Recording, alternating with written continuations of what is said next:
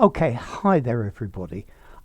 This is a letter for the writing part of the Cambridge Advanced exam for part two. Okay, it's going to be an informal letter. Here's the question. You received this email from an English-speaking friend.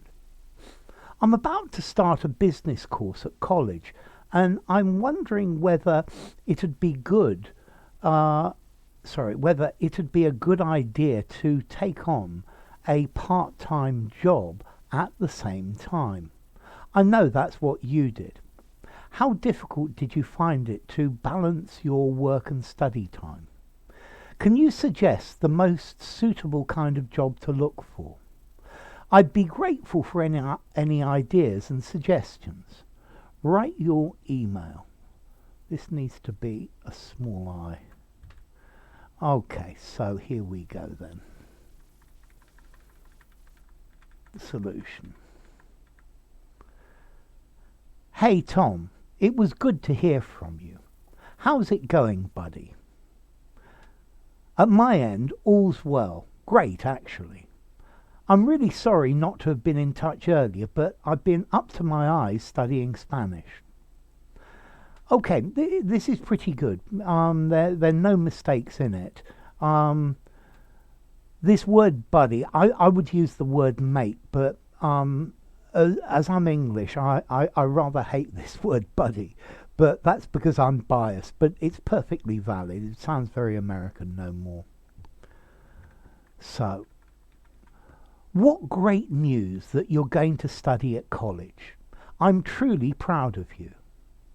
So, you're asking me if I would recommend studying while working. Good grammar. Well, not only can I talk about the benefits of that experience, but also there are some unpleasant things as well, which you should know beforehand. I'm going to start with the positive things. You will gain invaluable knowledge. This gain's a bit formal, but it's okay. You will gain invaluable knowledge that will help you understand. So help you understand or help your understanding. No, it's got to be help you understand better how the economy runs. No, you run a business. How the economy works. So you will gain invaluable knowledge that will help you understand better how the economy works, and this too as well. And you will develop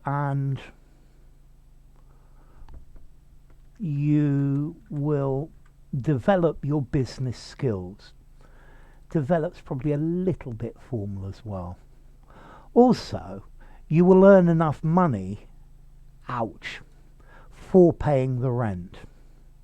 So you will earn enough money for the rent.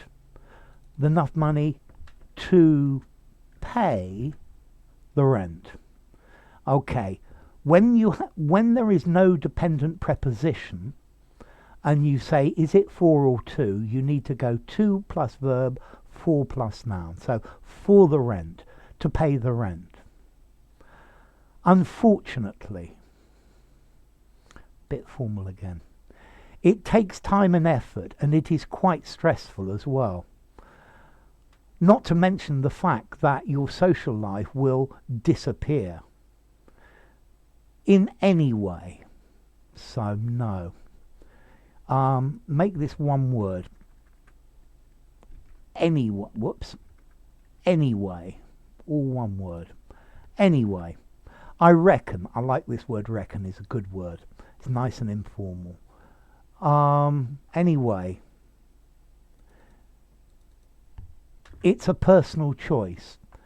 And you ought to think twice, good phrase, think twice, I like it, before deciding if it's a good idea or not. You ought to think twice before deciding if it's a good idea or not. Yeah.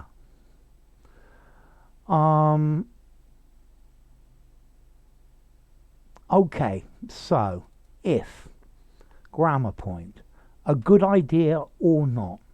That or not is screaming out for a whether.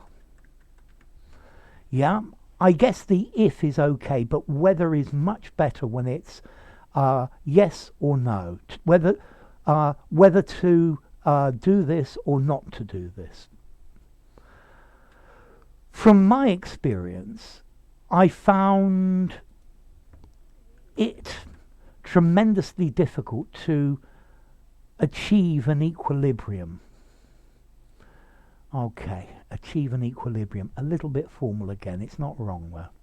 To be honest, when I was working and studying simultaneously, it works again. It probably sounds a fraction formal as well.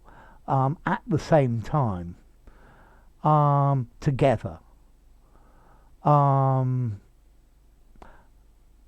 So, I found it tremendously difficult to achieve an equilibrium. To be honest, I think I would prefer this to be honest at the beginning.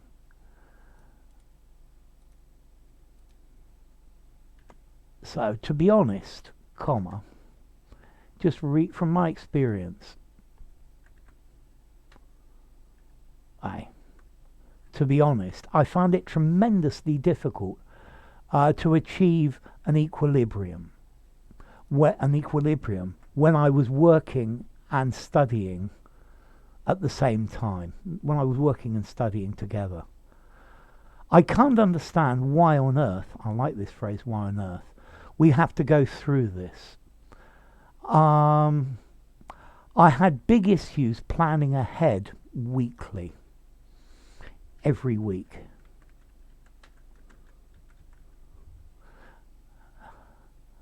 And organizing myself.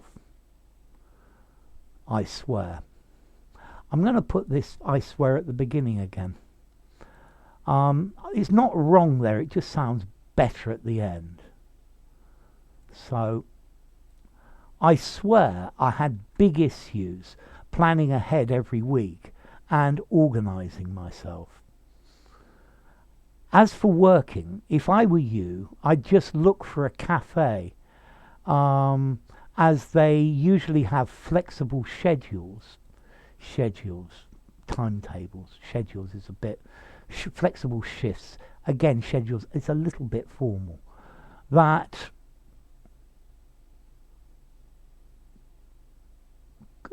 could work better, I would say better.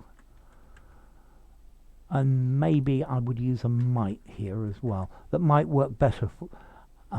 So, as usually they have flexible schedules, and that might work better for you. I hope my thoughts will turn out to be useful. Okay, turn out, phrasal verb, great. As this is an informal letter, as many phrasal verbs as you can use. I hope my thoughts will turn out to be useful to you. If you happen to be in town, pop in. Love this phrase. Pop in for a chat, mate. Speak soon, Storksy. Okay, so let's see. At C1. You've answered the question exactly. Yeah? You've answered his questions. You've answered this. You've answered this. I think at C1 I would give you 5 out of 5 for answering the question you're supposed to be answering. How appropriate is the language?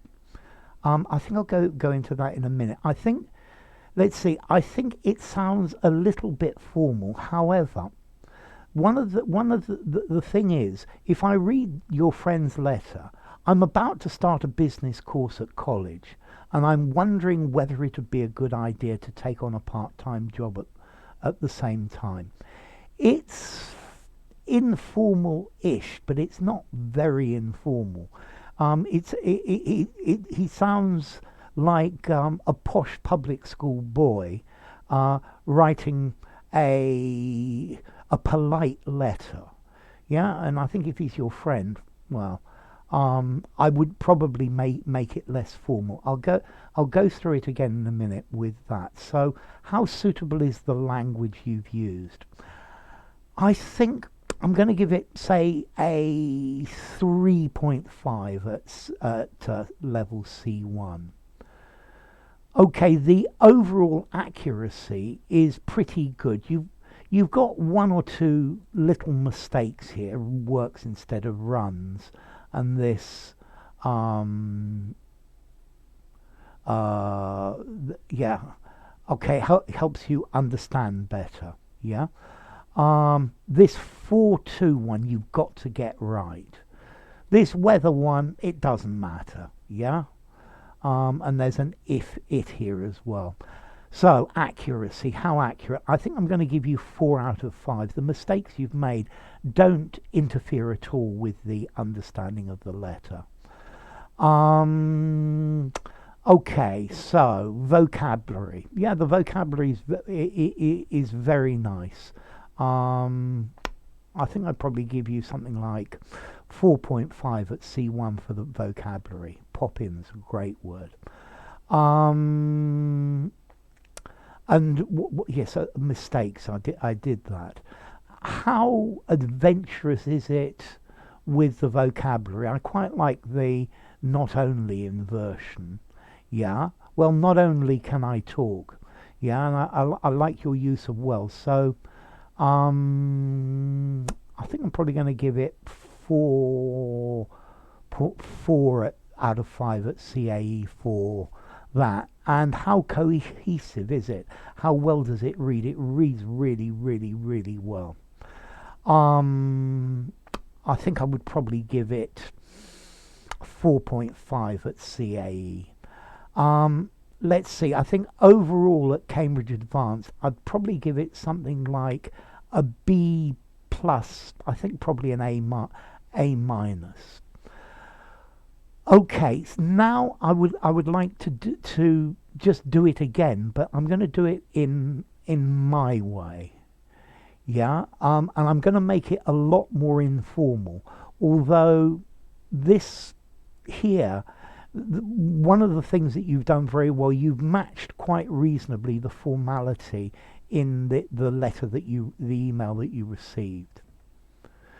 So, hey Tom, it was so cool to get your message. How's it hanging? How are things hanging with you, mate? At my end, all's well. Absolutely fantastic, to tell you the truth. I'm really sorry I didn't get back to you earlier, but I've been up to my eyes studying Spanish. It's really cool that you're going to study at college. You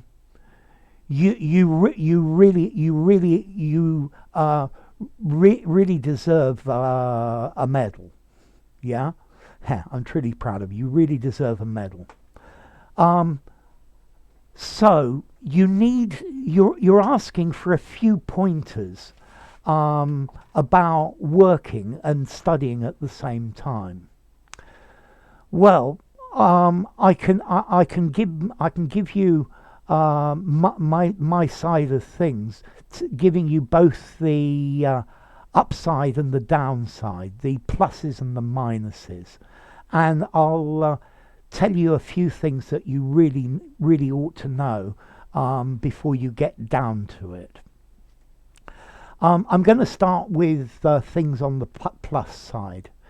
You'll get fantastic know-how that will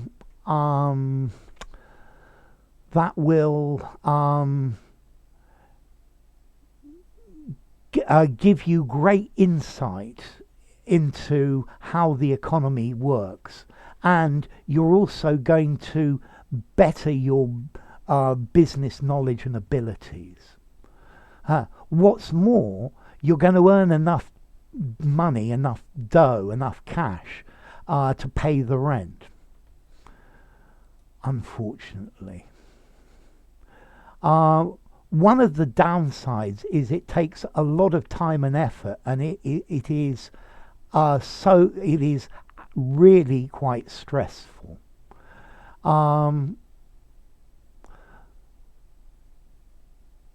Additionally, there's the fact that you're not going to be able to go out. Your social life will disappear to nothing. But then you never had one anyway. Anyway, I really reckon you ought to think twice about it, and decide if it's a good idea or not. Decide whether it's a good idea or not. I did it as well. To be honest with you, my experience told me that it was tremendously difficult to strike a balance between work and study. I can't understand why on earth we have to suffer things like this. You know me, but I swear I had real trouble planning ahead every week and getting myself together to get everything done. As for the type of job, if I were you, I'd just look for a cafe, a pub job, a restaurant, a breakfast bar, as they usually have flexible timetables. Yeah, they're accommodating timetables, and that might work a lot better for you. It might work heaps better for you. I hope my ideas, thoughts, it sounds a bit posh. I hope my ideas will turn out to be useful. Will turn out to be useful for you. To be useful for you. And then, if you happen to be in town, pop in for a chat, mate. Speak soon, Storksy. So that's an alternative version of it.